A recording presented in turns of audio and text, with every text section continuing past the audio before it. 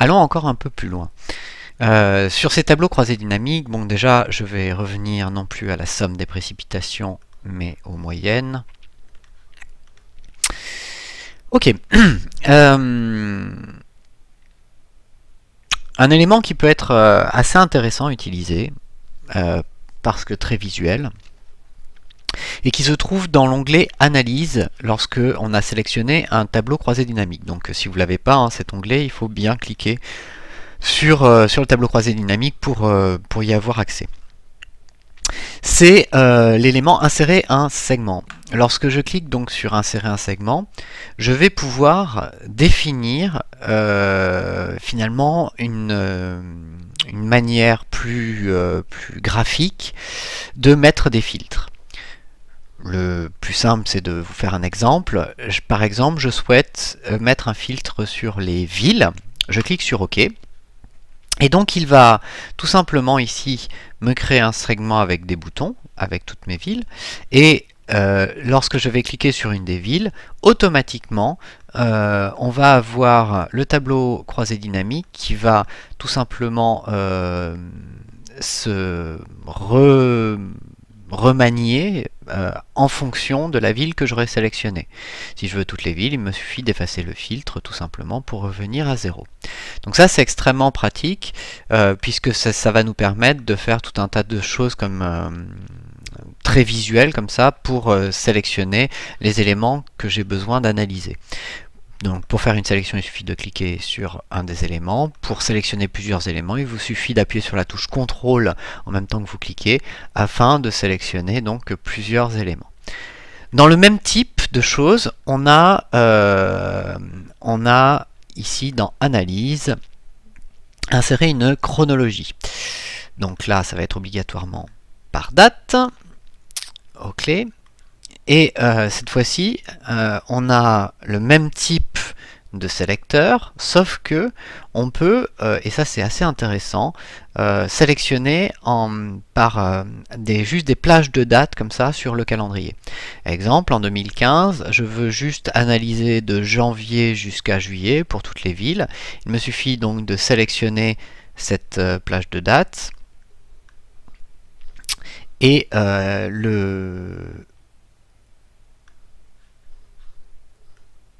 ah oui, peut-être qu'il n'y a pas de données ici tout simplement. Et voilà. Et les moyennes vont automatiquement se mettre à jour. Donc j'avais pas de date en 2015, donc c'est pour ça qu'il m'affichait rien. Donc si je sélectionne de janvier 2012 par exemple à septembre 2012 ou de janvier 2012 à avril 2012, je vais pouvoir sélectionner uniquement donc mes moyennes de précipitation, mais pour cette période-là. Donc ça peut être extrêmement aussi pratique. Ces éléments, tant les segments que la chronologie ont des onglets spécifiques qui permettent de déterminer la couleur, l'alignement. C'est surtout pour gérer grosso modo le visuel. Par exemple ici je peux mettre en vert. Pour les dates c'est pareil, je peux m'amuser à mettre les éléments en vert. Donc ça, c'est deux éléments qui peuvent être intéressants à utiliser pour avoir quelque chose de très dynamique au niveau de l'affichage de mon tableau croisé dynamique. Deuxième chose que je peux avoir qui est aussi extrêmement intéressant, c'est ce qu'on appelle les jeux. Alors, ça se trouve dans outils de tableau de croisée dynamique. Il faut avoir sélectionné bien entendu le tableau avant et dans... Pardon. Ah oui, avant il va falloir que je crée quelque chose pour que ça marche. Pour pouvoir accéder au jeu, il faut que d'abord que je mette plus de tables. Et il va me mettre un petit message comme quoi il faut qu'il soit dynamique par rapport au modèle de données. Donc là je vais cliquer sur OK. Tac. Donc là il me remet exactement la même chose, hein.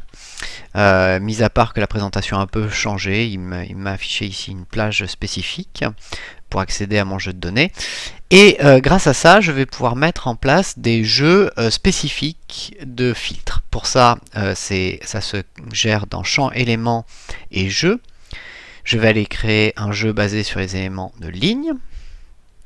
Et je vais pouvoir, par exemple, indiquer ici, par exemple, les villes du sud, ou les villes du nord, ou les choses comme ça. Par exemple, là, on va appeler ça... Alors, le problème, c'est que je ne suis pas très très bon en géographie, donc je m'excuse d'avance pour les choses qui seraient pas bonnes. Donc là pour l'instant il m'a mis toutes les lignes. Je vais supprimer donc les éléments et je vais mettre... Alors je vais mettre... Alors qu'est-ce qui est dans le nord?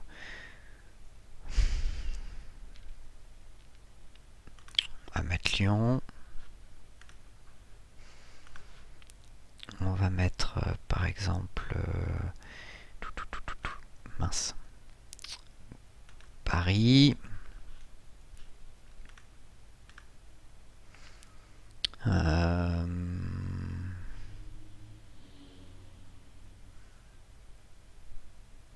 Strasbourg par exemple. Je vais cliquer sur OK et à présent il y a ici donc des jeux. Soit je sélectionne donc par ville, soit je sélectionne par jeu, que les villes du Nord. Ça permet d'aller beaucoup plus vite sur la sélection des éléments. J'aurais pu créer un élément sud avec les villes du sud, un élément est, ouest, etc., etc. Donc ça peut être extrêmement pratique pour pouvoir visualiser très rapidement différents jeux de sélection pour un tableau croisé dynamique. Voilà, on a terminé avec cette partie. Je vous propose de passer à la suite pour voir un petit peu comment on modifie l'emplacement d'un tableau ou comment on le supprime ou faire ce genre de choses.